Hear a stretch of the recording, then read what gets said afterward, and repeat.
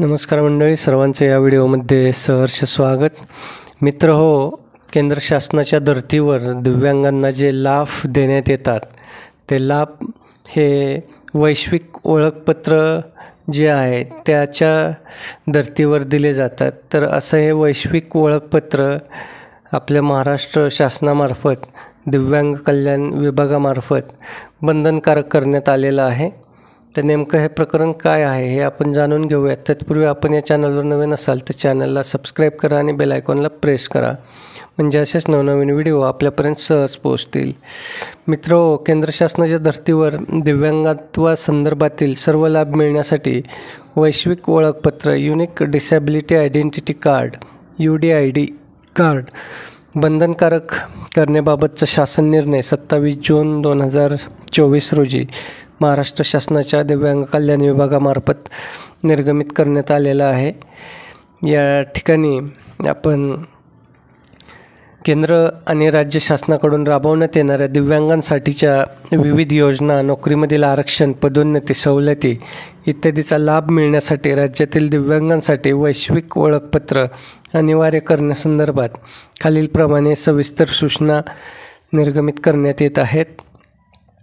केंद्र राज्य शासनाकडून राबवण्यात येणाऱ्या दिव्यांगांसाठीच्या विविध योजना, सवलती इत्यादीचा लाभ मिळण्यासाठी राज्यातील दिव्यांगांसाठी वैश्विक ओळखपत्र UDID कार्ड अनिवार्य करण्यात येत असून ज्या दिव्यांगांकडे कोणतेही दिव्यांगत्व प्रमाणपत्र नाही त्यांनी सार्वजनिक आरोग्य विभागाच्या दिनांक 14 सप्टेंबर 2018च्या शासन निर्णयान्वये भविष्यात वेळोवेळी स्थापन करण्यात आलेल्या किंवा येणाऱ्या वैद्यकीय महामंडळामार्फत दिव्यांगत्व प्रमाणपत्र व वैश्विक ओळखपत्र प्राप्त करून घेणे अनिवार्य आहे. या दिव्यांग व्यक्तींकडे सार्वजनिक आरोग्य विभागाच्या दिनांक 14 सप्टेंबर 2018चा शासन निर्णय निर्गमित होण्यापूर्वी शासनाने नेमून दिलेल्या सक्षम प्राधिकाऱ्याने दिलेले दिव्यांगत्व प्रमाणपत्र आहे. त्यांनी उक्त शासन निर्णयान्वये स्थापन करण्यात आलेल्या वैद्यकीय मंडळामार्फत दिव्यांगत्व प्रमाणपत्र व वैश्विक ओळखपत्र प्राप्त करून घेणे अनिवार्य आहे.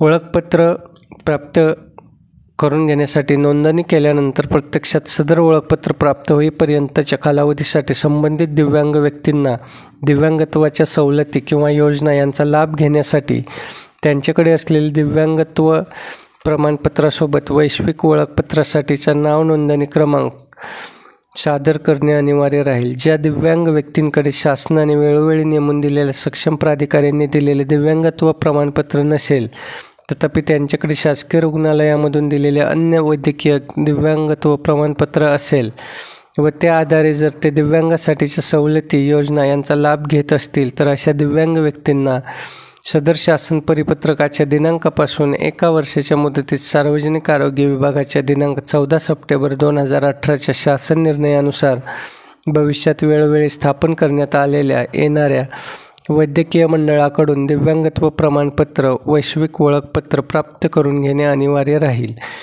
जे दिव्यांग व्यक्ती उक्त मुदतीनंतरसुद्धा सदर प्रमाणपत्र प्राप्त करून घेणार नाहीत ते दिव्यांगासाठीच्या सवलती, योजना इत्यादी लाभ मिळण्यास पात्र राहणार नाहीत.